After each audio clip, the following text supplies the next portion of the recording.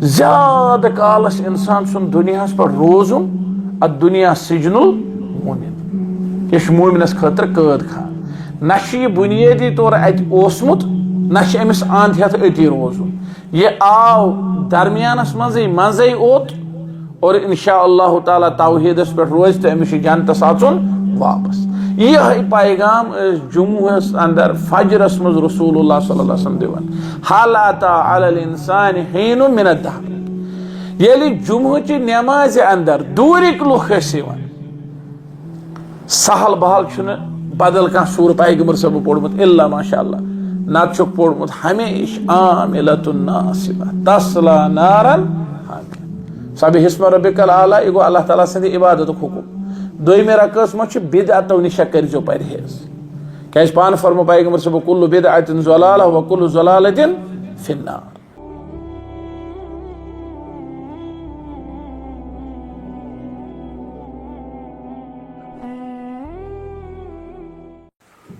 अस्सलामु अलैकुम व रहमतुल्लाहि व बरकातुहू। अल्हम्दुलिल्लाहि व कफ़ा व सलामुन अला इबादिहिल्लज़ीना इस्तफ़ा अम्मा बअद। अल्लाह ताला सुन सठा हम्द सना तारीफ़ तहमीद यम अल्लाह ताला वहदहु ला शरीकन असे यह दरस हदीस मजलिस अंदर जमा गसनुक तौफीक और अता। दुरूद सलाम नबी रहमत सल्लल्लाहु अलैहि वसल्लम यहद अहादीस मुबारक यतनस बोजन तो बोजनावन। अल्लाह ताला थयन बोजन वालन तो बोजनावन वलिस बसेहत सलामत बहिब्ज़ अमान। परवरदिगारा जार पार करान यमिस जायज़ हाजत तस कर रवा सानन बेमारन कर शिफा वालिदैन कर मगफिरत रब्बिरहमहुमा कमा रब्बयानी सगीरा। परवरदिगारा जार पार कर यम बे औलाद तिमन कर औलाद अता यमन औलाद सूजम तिम बना औलाद सालिह बुर सोहबत निश दे नजात आमीन या रब्बल आलमीन। ये दरस हदीस मजलिस यस मुनाक़द सपदन आज 17 अगस्त 2015 बरोज़ आतवार मरकज़ी जामिया अहले हदीस वावूसा रंगरेट श्रीनगरस अंदर यथ मज बोजन किताब बुलूगुल मराम मिन अदिल्लतिल अहकाम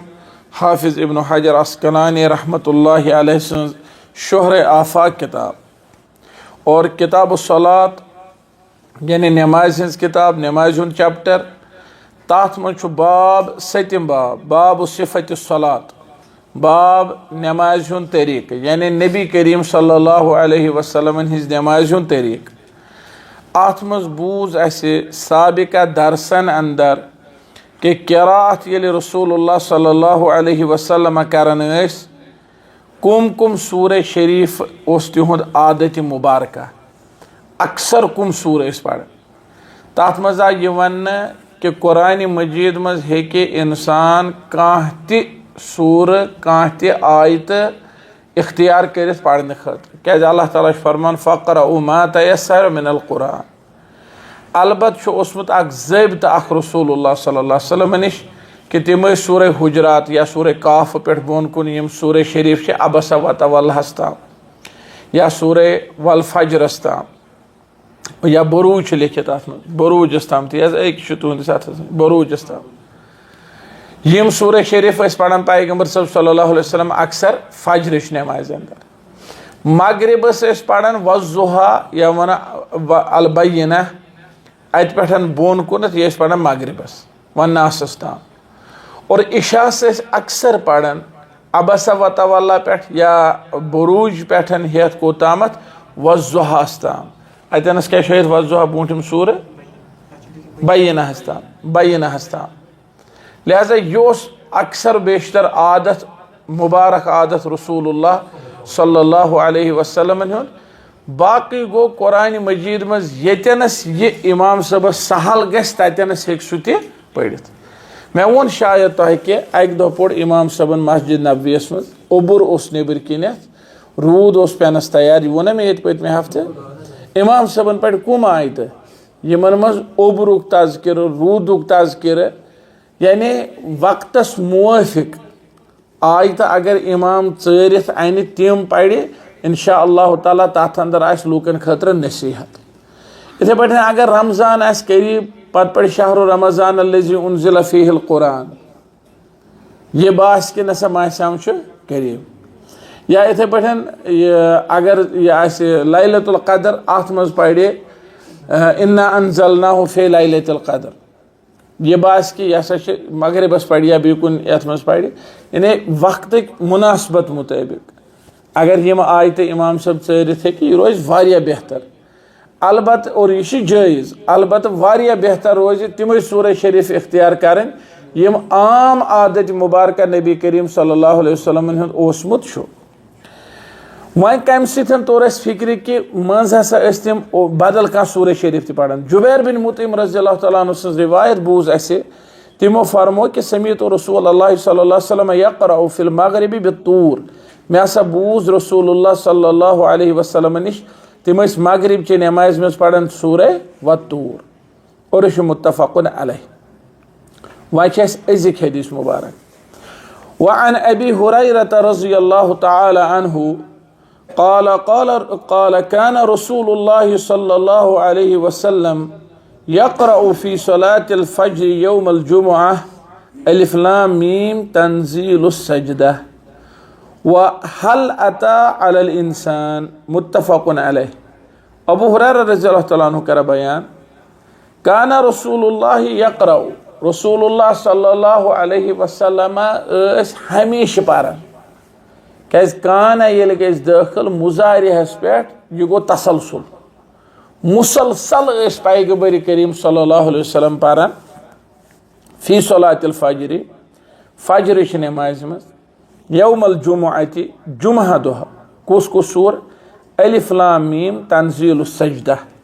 आख सूर अलिफ लाम मीम तंजीलुस सजदा व हल अता अलल इंसानी हिन मिन अद-दहर पेश पढ़न दोम रकस में सूरह इंसान या सूरह दहर अत जनाव इंसान ते दहर यह हदीस मुत्तफ़क़ुन अलैह और युस ये ज सूरह शरीफ रसूलुल्लाह सल्लल्लाहु अलैहि वसल्लम हमेशा हमेशा पारान तबरानियस मज हदीस इब्न मसऊद रज़ियल्लाहु तआला अन्हु सिंद रिवायत तिम फरमावन युदीमु ज़ालिका अथ अमले हमेशा हमेशा दाइमन अंजाम दिवान रसूलुल्लाह सल्लल्लाहु अलैहि वसल्लम और ये मानना यह गालिब रूदमुत पैगंबर सबन हुंद तरीक़े मुबारक वरना फ़क़रउ मा तयस्सरा मिनल कुरान जुमे के दोह फजरस यमे ज सूर पढ़न गोड़िच रकअस मज अलिफ लाम मीम तंजीलुस सजदा दोयम मन सूरह दहर यह अक्सर सुन्नत रसूलुल्लाह सल्लल्लाहु अलैहि वसल्लम अगर बदल सूरह शरीफ तह पढ़ हर्ज छुन कह यह शरअन जायज़ क्या फ़क़रउ मा तयस्सरा मिनल कुरान अलबत् मुनासिब ज़्यादा खोत बेहतर यम ज सूरह शरीफ पढ़ अत मज अलिफ लाम मीम सजदा अत मज सजदा अलिफ लाम मीम सजदा तंजीलुस सजदा युस जन तंजीलुल किताबि ला रैब फीहि मिन रब्बिल आलमीन अत मज सजदा युस अत मज सजदा अतनस युथि इंसान ये इमाम अत आयतस पे वात सजद आयत पे कर अल्लाहु अकबर वस सजदस लुख त वसन सजदस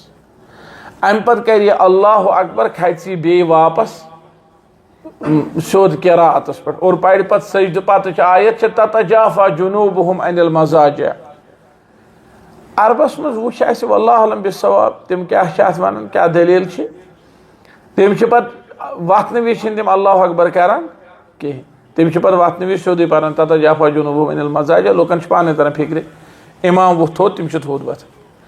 और बेहतर सानिस समाजस में चूँकि ये यीच अवेयरनेस कह ये अगर अल्लाहु अकबर कर ताकि युथ लुख वथन थोद अक दह प्रुस वो मे हाज सबन दोपन असा प्रुस मक्का शरीफस मज अकिस आलिम दीनस सवाल और सह उर्दू जानन वोल शेख वसीउल्लाह अब्बास दोपन फजरस हसा गो मक्का शरीफस मज पोर फजर अस गो गलत हम कोर अल्लाहु अकबर अस दोप यह रोकवस सो सजदस वोथमुत दोपन अस दोप वह कर रोकू पे समी अल्लाहु लिमन हमिदा यपर वथ अड़ सजदस अड़ वथ रोकवस अस गो गलत अस रोकवस मज दोपन होड़ पोड़ हम ततजाफा जुनूबुहुम अस गई परेशान दोपन पत शामन लोग दरस अस प्रुस शेखस कि आज हसा गो इत पे मसल दोपन तम वो गो यह कि अत क्या जवाब यह गो अलग चीज़ दोयम गो मे हसा ताजुब गसान कि आज ताम तुहदिस इलाकस मज फजर नमाज मज इमामन जा यह सूर पोर्मुत तो युथ पता अम सात क्या कर गो अमे वाक़ा तल सबक मिलान कि अगर न ज्यादा कुन कुन सात गो सोन इमाम साहब तो यह सूर शरीफ पढ़ ताकि युथ सजद आदाब हेचा वरना यह फर्ज या लाजिम वरना यह अफजल अगर इमाम कह सूर पढ़ फ़क़रऊ मा तयस्सरा मिनल कुरान। अलबत्त अत अंदर गलत फहमी सह गो यह कि बाज इमाम समझन या लूख समझन युस हसा पैगम्बर साहब सल्लल्लाहु अलैहि वसल्लम सूरह सजदा पोर अगर न फजरस में सूरह सजदा पढ़ो तेल पढ़ुन बदल कह सूर यथ में सजदा यह गोज वाज़ह यानी तिम समझन जरूरी कह सूर पढ़ुन यथ में सजदा और यह सही कह यह सन्नत नबी करीम सल्लल्लाहु अलैहि वसल्लम की तिमन निश सन्नत सूरह सजदा अगर इंसान सह पढ़ वलिल्लाहिल हम्द सन्नत अगर न पढ़ तेल मसलन दुयम कत सूरस मज इक़रा बिस्मि रब्बिकल्लज़ी खलक तेल सह पढ़ुन जरूरी कह इमाम दप अगर न सूरह सजदा पढ़ वल बह पढ़ इक़रा बिस्मि रब्बिकल्लज़ी खलक अत मज सजद ना या सूरह हामीम सजद या सूरह स्वाद या बे कह सूर दप बह पढ़ तिम आयत यथ मज सजदी क्या ज़हर हसा सजद यून सन्नत और पैगम्बर सबो ज़हर अलिफ लाम मीम तंजील सजदा पोर्मुत सजद मूजूब यह तमो सजद मूजूब पोर्मुत यह क्या पोड़ पैगम्बर सबो सल्लल्लाहु अलैहि वसल्लम मौजू एतबार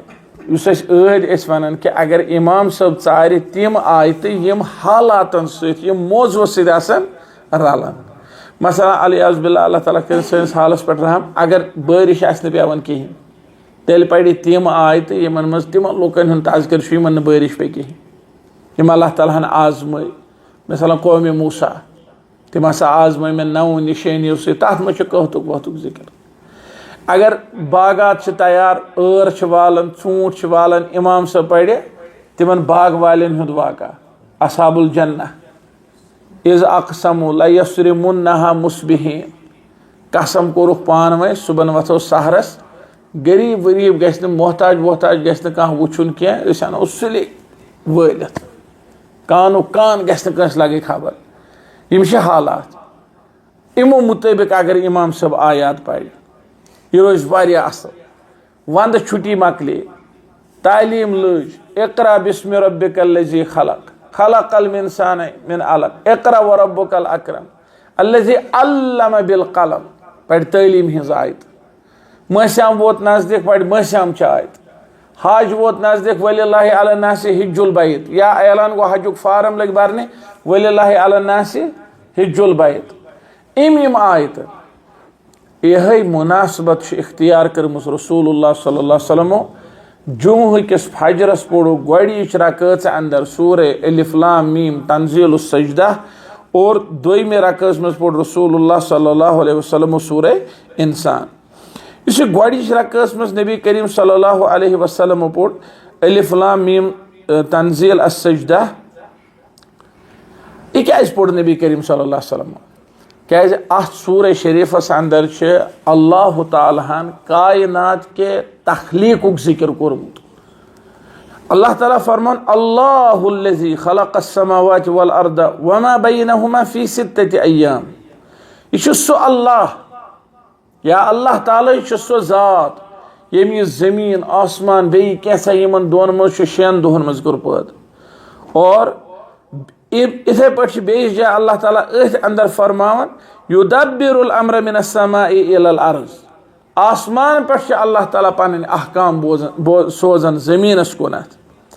और इथे पे अल्लाह ताला फरमान अल्लाहुल्लज़ी या अल्लज़ी अहसन कुल्ल शैइन खलक़हु व बदअ खल्क़ल इंसान मिन तीन ज़मीन आसमान जिक्र कर पत इंसान सुन जिक्र यह हसा सो रब सो ज़ात यम जुस चीज़ बनो सह बनो सारी खुद बेहतर और इंसान सज पैदाइश कर शुरू मेच सत और तम पे थवन तस नस्ल जारी अकि सस्त आब सत और तम पे दुतन तमिस कदो कामत और तमिस मज त्रोवन रूह तमिस थोवन बोजन सलाहियत वचन सलाहियत दिल कोरनस अता बाकी बाकी नेमत यम अल्लाह ताला अता करे यम अम पत अल्लाह ताला सूरस में फरमान कुल यतवफ़ाकुम मलकुल मौत अल्लज़ी वक्कल बिकुम फरमाओ मलकुल मौत आमुत मुकर्रर करने तोह सतन और सह कर रूह कब्ज़ सुम्मा इला रब्बिकुम तुरजऊन पत तुह अक दो पन्निस रब्बस कुन वापस फेरो जुमा दह क्या पैगंबर सब यम आयत पढ़ान यथ मज कायनात इब्तिदा तो कायनात इंतहा इख्तिताम यम दोनवे चीज मौजू क्या हदीस मुबारकस मज आमुत जुमा दुहुई गो कायनात शुरू जुमा दुहुई गस कायनात खत्म नबी सल्लल्लाहु अलैहि वसल्लम फरमो खैरु यौमिन तलअत फीहि शम्सु यौमुल जुमा सारी खोद बेहतर अफजल दो यथ मज आफ्ताब तोलू गो सह जुमहुक दो फीहि खुलिक़ आदम अमी दो आमुत आदम अलैहिस्सलाम पैदा करने व फीहि नुफ़िख़ फीहि रूह अमे दो तमिस मज आमुत रूह त्रावने व फीहि उदखिलल जन्नह अमे दो आमुत जन्नतस मज ठहरावने और नबी करीम सल्लल्लाहु अलैहि वसल्लम फरमो अमे हदीस किस आखिरस मज व फीहि तुक़ामुस साअह अमे दो गस कयामत कायम यानी दुनियाक इख्तिताम आस अमे दो जुमा दो ये इंसान बोझ अलिफ लाम मीम तंजीलुस सजदा कायनात कोर अल्लाह ताला पैद दुनिया कोरुन पत कोरुन इंसान पैद गोड़ कोरुन मिस सत पैद वैसे तसे कुन वापस फेरुन मलकुल मौत छू तह पत लगित गो यह अकिस इंसान चेन वन के गाफिल रूज कह आज जुमा क्या पता कयामत मा ये जुमहस पे और कयामत बिल्कुल नजदीक नबी करीम सल्लल्लाहु अलैहि वसल्लम दो अंगुश्त मुबारक इशार फरमो बुइस्तु अना वस्साअतु कहातैन बह तो कयामत इन दोन हिंद पे सोजन अड़ो उलमा फरमो अमुक माने इत पे इन दोन उंगजन दरमियान त्रेयम उंग कहें इत पे पैगंबर सबस तो कयामतस दरमियान बदल कह पैगंबर कहें नबी कहें लिहाजा तम आखिरी नबी सल्लल्लाहु अलैहि वसल्लम अड़ो उलमा फरमो कि इत पे उंगज जो नजदीक नजदीक इन मज दूर कहें अम मज यह मुराद तशबीह दिन मज कयामत तो पैगंबर सब सल्लल्लाहु अलैहि वसल्लम नजदीक नजदीक अत मज ज्यादा दूर कहें और नबी करीम सल्लल्लाहु अलैहि वसल्लम अकिस रिवायतस में फरमोमुत कयामत अलामत मुतालिक कि कयामत अलामत थो सा याद अख फरमोमुत युस बह पैगंबर बनत आव सोजन यह कयामत अलामत और अकिस हदीस मुबारकस में फरमो कयामत ब्रोट थो 6 चीज याद तथ मज थोमुत फरमोमुत कि ये बह यम दुनिया नेरो यह गो अख लिहाजा यम सात वो अड़े रिवायतन मज आमुत कयामत ब्रोट 10 बजे अलामत 10 बजे निशानी अम सात वो कयामत बिल्कुल नजदीक और नबी करीम सल्लल्लाहु अलैहि वसल्लम यन कि यह बंद यम सात जुमा कर शुरू यह गोस ना आसन अमिस जुमा दह तह अड़ लुक वन आज कस वार 1 बज 12 बज तामत पाई आज जुमा खास कर यह मशहूर मिसाल दपा नाइट कन जुमा कहें यह मुहावर मिसाल और यह वह नाइट वन खुद खता तम सान खुद परहेजगार यह असली आम मिसाल थवन क्या इस्लामाबाद पे इंसान सखर कर शुपियन पे कोपवार पे सखर कर सहरस वथन फजरस थवन जुमुक स्रान कर मथन अतर लागन नो कमीज यजार दपान मे पढ़ जामे मस्जिद नमाज जामे मस्जिद वोल दपान दिवान गाड़ नजर है वन चम वन लिप्टन चाय दाम वन परवाह पे सह मस्जिद गसान कहीं साड़ गए तक हमो दूर क्यों गोडिक सारी सफ रटमत हमिश अथी यह मिसाल अम खतर ताकि युथ इंसान अन वक्त तम क्या रोज गफलतस मज अन वक्त तम बल्कि गि सुबह पे एहतमाम यह जुमा नबी सल्लल्लाहु अलैहि वसल्लम फरमो अल्लाह ताला बनो जुमा मुसलमान हिंद खतर ईज हुंद दह अलबत् थवन अत मज याद ईज दह अकिस मुबारक दिन जुमा मुबारक दह मगर अकिस जुमा मुबारक कर जायज़ कह सह बिदअत क्या पैगंबर सबो जुमा मुबारक कोर्मुत क्या सहाबा किरामो जुमा मुबारक कोर्मुत ताबीनो जुमा मुबारक कोर्मुत कह अहले इल्मो उलमाओ जुमा मुबारक कोर्मुत कह जुमा बजात खुद बाबरकत दो यौमुन मुबारक दो जुमा बजात खुद ईद इन्ना हाज़ल यौम जअलहुल्लाहु ईदन लिल मुस्लिमीन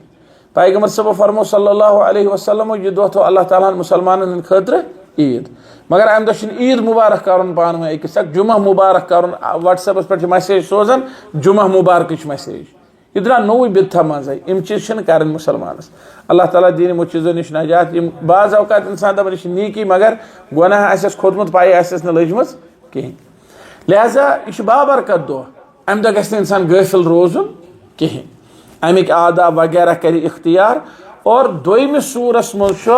हल अता अलल इंसान हीन मिन दहरी लम यकुन शैअन मज़कूरा ए इंसान क्या चशी आमुद का जमाना सो हीन मिन दहर जमाना आमुद सो लम यकुन शैअन मज़कूरा यम सातन चून कह जिक्री उस कहीं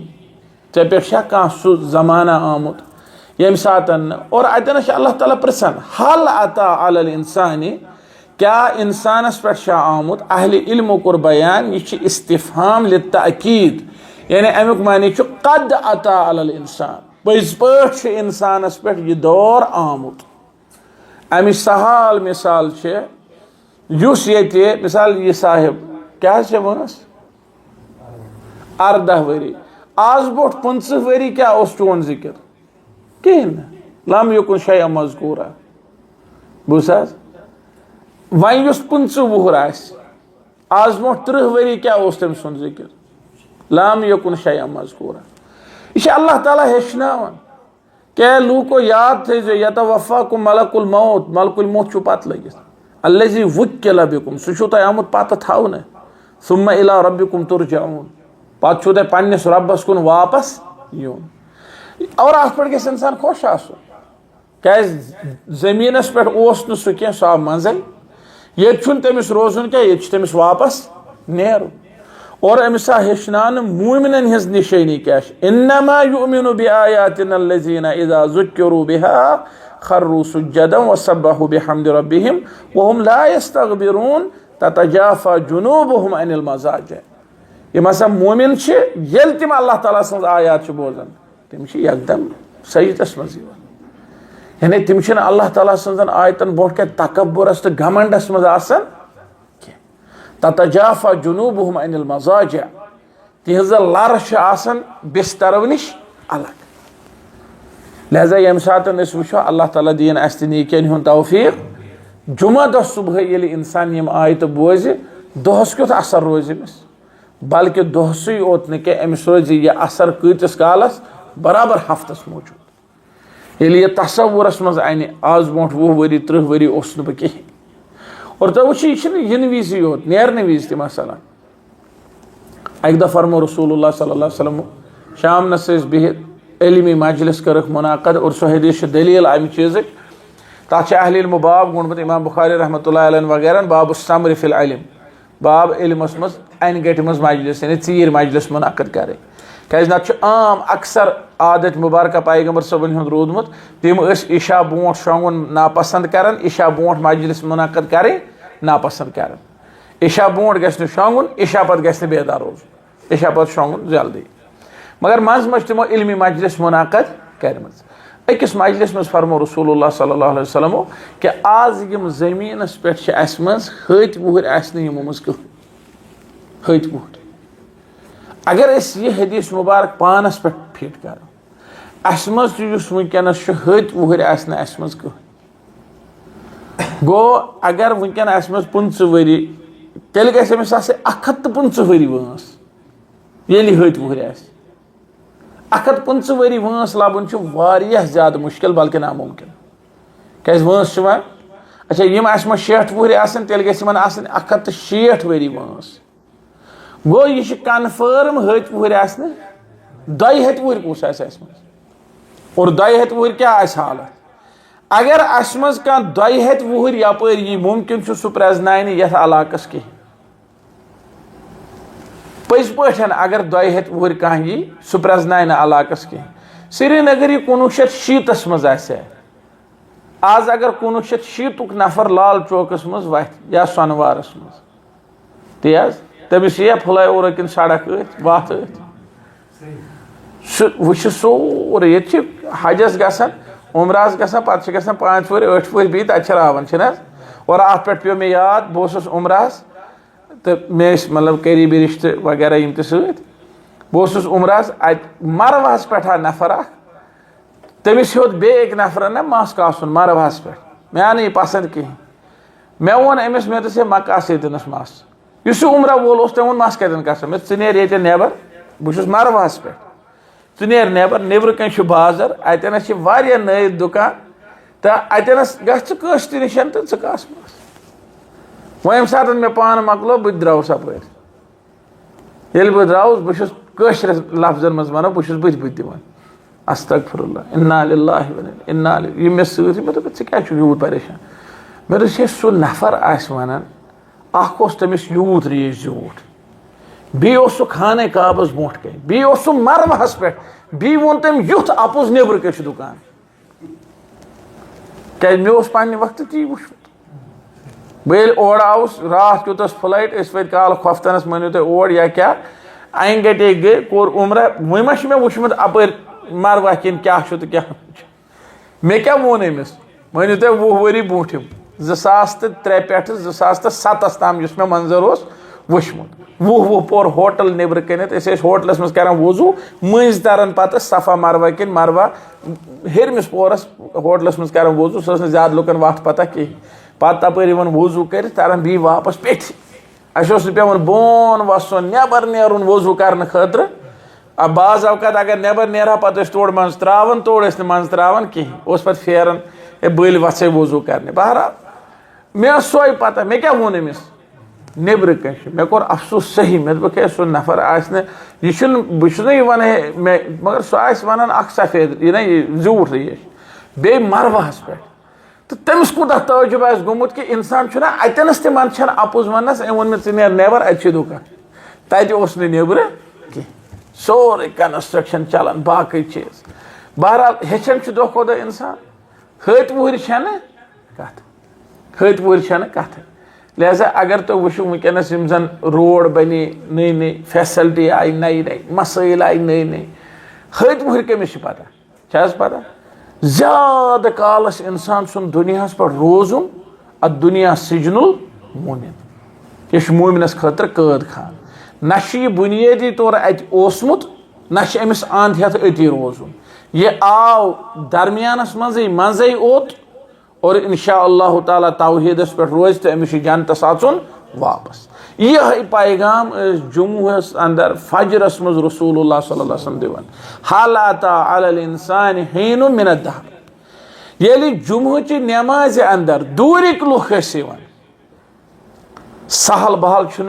बदल कह सूर पैगंबर सब पोड़मुत इल्ला माशाअल्लाह नत छुक पोड़मुत हमेश आमिलतुन नासिबा तस्ला नारन हामिया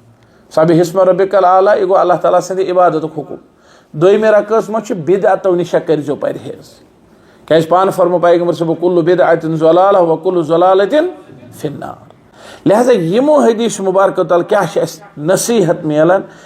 नसीहत मिलान कि रसूलुल्लाह सल्लल्लाहु अलैहि वसल्लम तिम मुनासबतो मुताबिक सूरह शरीफा पढ़न और ओम पत्किन तिम लूख यमन यह कुरान समझ यमन यह कुरान फिक्र तरन नतीजतन तिमन नसीहत रटन बड़ आसान गसन वलक़द यस्सरनल कुरान लिज़्ज़िक्रि फ़हल मिन मुद्दकिर अम पत ब्याख अजीम हदीस मुबारक हुज़ैफ़ा बिन यमान रज़ियल्लाहु ताला अन्हु सिंद रिवायत हुज़ैफ़ा बिन यमान गो अक दह पोछ रसूलुल्लाह सल्लल्लाहु अलैहि वसल्लम रात क्युत वथ रसूलुल्लाह सल्लल्लाहु अलैहि वसल्लम नमाज पढ़ने खतर और यह पोछ यून रातस यह बड़ नियामत रब सिंद तरफ मगर यन पे यम फैसिलिटी आई गाड़ी वाड़ी आई आज इंसान 100 किलोमीटर पे काल वापस रातस न बेहवान कह हालांकि अत मज बड़ तरबियत अत मज सवाब पस खान चान यह ईमान अलामत अम बुखुल दूर गसन अम दिल नरम गसन अम कह दुआ कर ज्यादा फ़वाइद अंदर ज्यादा फ़वाइद तो वो रसूलुल्लाह सल्लल्लाहु अलैहि वसल्लम अक्सर बेशतर सहाबा किराम दावत कर अक्सर बेशतर और पैगंबर सल्लल्लाहु अलैहि वसल्लम वो खान चान मुतलिक दावत मुतलिक तीत्या ज्यादा अहादीस बयान करमित अल्लाहु अकबर ताजुब इंसानस गसन यम तल फिक्र तरन योत तामत न तूत ज्यादा फायदा आसा योत तामत न तूत ज्यादा फायदा आसा दुनियावी तौर ते अखलाकी तौर ते दीनी तौर ते या वनो पन्न लफ्जन मज रूहानी तौर ते योत तामत न तूता फायदा आसा हंग तो मंग हेचनावन रसूलुल्लाह सल्लल्लाहु अलैहि वसल्लम ये चीज की। अल्लाह कुल हाल हुज़ैफा रज़ियल्लाहु तआला अन्हु को एक मेहमान और रात क्युत वुचन पैगम्बर करीम सल्लल्लाहु अलैहि वसल्लम हिज नमाज झूठ हदीस मुबारक क़ाल सल्लैतु मअ नबी सल्लल्लाहु अलैहि वसल्लम मैं हसा पढ़ नमाज नबी करीम सल्लल्लाहु अलैहि वसल्लम से बिस्मिल्लाह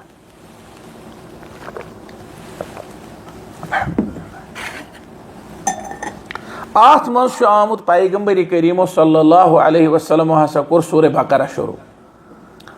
हुज़ैफा फरमावन मे दोप हथ आयत पड़न तो करन रोकू अम तल तुर फिक्र अगर इंसान नमाज मज क्या सोच यह जायज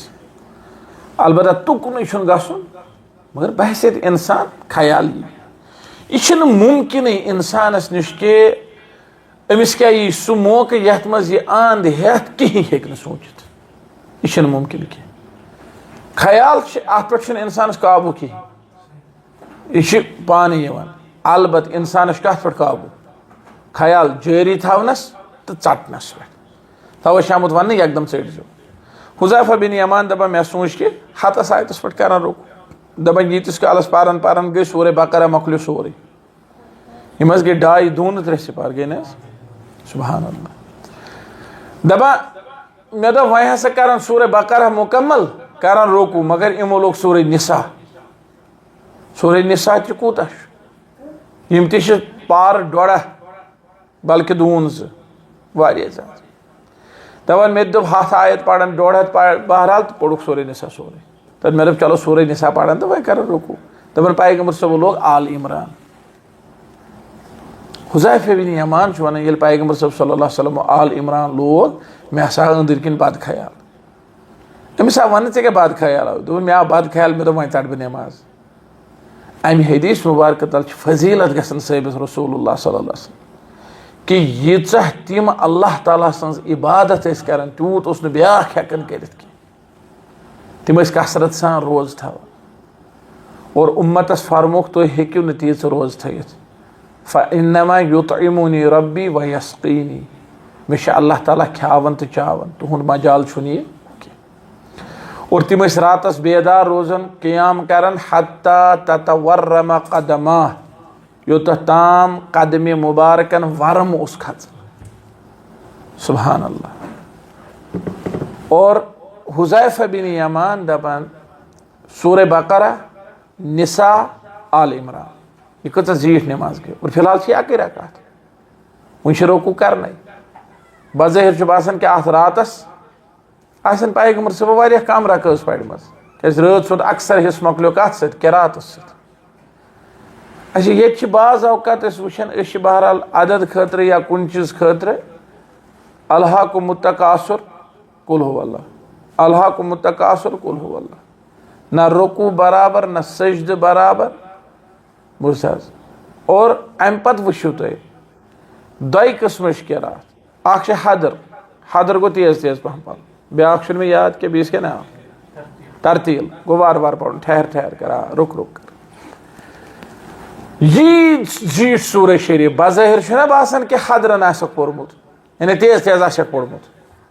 इत पे वुचान मज मज कह वीडियो अजन मस्जिदन मज तरावी पढ़नान इमाम तत इंसान बोजन कहीं फिक्र तरन सूरह फातिह कथ आयतस मज अम पे अरैतल्लज़ी किस कथ आयतस मज यह समझी मगर हुज़ैफा करन बयान येली यह नमाज पढ़ रात सज रसूलुल्लाह सल्लल्लाहु अलैहि वसल्लम नफल फमा मर्रत बिही आयतु रहमतिन इल्ला वक़फ़ इंदहा यसअलु यस्तिका रहमतिच आयत बुथ आय रसूलुल्लाह सल्लल्लाहु अलैहि वसल्लम इल्ला वक़फ़ इंदहा रुके तथ आयतस रहमत किस आयतस यसअलु अल्लाह ताला को दुआ मंगु परवरदिगार ये रहमत कर में आता वला आयत अज़ाबिन इल्ला तअव्वज़ मिन्हा बे अज़ाब आयत आय अज़ाब निश मंगुख नजात रुके तत गो तरतील हदर और बेस हर आयतस पत रुकित रहमत किस आयतस पत रुकित रहमत मंगन, अजाब च आयत निशान रुकित अल्लाह ताला अजाब निश क्या मंगन, नजात मंगन। गो अतनश तरन फिक्र रसूलुल्लाह सल्लल्लाहु अलैहि वसल्लम कूता ध्यान सान कूता तवज्जह सान नमाज पढ़मस, रात सज नमाज कूता ठहर ठहर कर रुक रुक कर, और अतनश तरन फिक्र के रसूलुल्लाह सल्लल्लाहु अलैहि वसल्लम कित पठन कुरान मजीद समझन और सह पन्निस दिल मुबारकस मज वालन, और कित पठि पनुन पान कुरान मजीद मुताबिक पेश दिवन करित, रहमत च आयत पे वातन तअस्सुर गसन, रहमत च आयत हुंद असर अंदाज असर पेवान रसूलुल्लाह सल्लल्लाहु अलैहि वसल्लम, और अम पत तिम अमि आयत मुताबिक पनुन जात मुबारक पेश करन, अल्लाह ताला मंगन रहमत। गो वमेद दिल मुबारकस मज गसन रब सद रहमत, वमेद यवन ब्रोट तवक्कल यवन अल्लाह ताला पे, और अल्लाह ताला सद रहमत रजा रजा गसन ज्यादा खुद ज्यादा दिल मुबारकस अंदर पैद, अम पत अल्लाह ताला मंगन परवरदिगार ये रहमत कर मे अता। यह जिंद जमीर आसनच अलामत, कुरान मजीद किस कालिबस मज वसनच अलामत, कुरान मजीद सनी हालत बदलनच अलामत। युथु अजाब किस आयतस पे वातन यकदम खौफ जद सपदन लर्जन, अल्लाह ताला अजाब निश नजात मंगन, और दिल मुबारकस मज अल्लाह ताला सिंद अजाब खौफ गसन। यम मोमिनन हिज ज हालत, खौफ तो रजा, रजा क्या गए वमेद, खौफ क्या गो अल्लाह ताला सिंद अजाब डर डर। और तुम वो सूफियों कोड़ ये माने कुरान हदीस मज नेबर, तिमो दोप इबादत गस कर न गस थवन खौफ जहनमुक न गस थवन लाल जनत। यह रसूलुल्लाह सल्लल्लाहु अलैहि वसल्लम हुंद तरीक किन गरन हुंद तरीक, यह गरन हुंद तरीक, पैगंबर करीमन हुंद क्या तरीक, येलि ति रहमत आयत यवन वक़फ़ इंदहा यसअलु रुकन अथ आयतस निश मंग मंग करन अल्लाह ताला रहमत। यह करे इंसान तेले ये वमेद आस कि न तेज इंसान दार तेले अथ कुन चीजस ये तमिस वमेद आस यह हेक मे हासिल गस न हासिल हेक गस तथ दारे अथ ततन प्यारे लाइन मज ततन वने है मे दी तो न अमिश पता यह तर मे यह चीज कहीं अतन नेरि सोद। युथु अजाब आयत अतन रुकन अल्लाह ताला अजाब निश मंगन नजात। गो रसूलुल्लाह सल्लल्लाहु अलैहि वसल्लम पन्निस इबादतस मज खौफस तो रजाहस दरमियान आसन, और सूफी दोप नमाज पढ़ी पढ़ी अश्क खतर मोहब्बत खतर, दोप नमाज पढ़ो अत मज थो जनत लालच कह तेल सौदागरी नऊज़ुबिल्लाह। हालांकि रसूलुल्लाह सल्लल्लाहु अलैहि वसल्लम इबादत कर्म, तिमो अल्लाह ताला सुन मोहब्बत थोमुत अत अंदर पूर पूर तो कामिल तरीकस अंदर, मगर तमुक अमली नमून रहमत वमेद अजाबुक डर। तह अहादीस मुबारक बूझमित कसरत सान ये ओबूर खचान पैगंबर सब खोचान अंदर नबर कर अंदर नबर। अक दो प्रुस आयशा रज़ियल्लाहु तआला तुम क्या खोचान ओबूर वुचित, फरमास आयशा रज़ियल्लाहु तआला अकिस कौमस खोत ओबूर, तिमो दोप हज आरिज़ु मुमतिरुना, दोपक ओबूर आव वह पे बारिश, तिमो कड़ बान वान रूद नबर कहीं बारिश प्राण तत वस कन तिमन पे तिम गई हलाक तबाह। यह आज ते गसान अलियाज़ुबिल्लाह। तो वो कुम कुम वाक़ा आय वजूदस अंदर अलियाज़ुबिल्लाह। अल्लाह ताला थन पन्ने अजाब निश महफूज, पन्निस रहमतस करिन उम्मीदवार।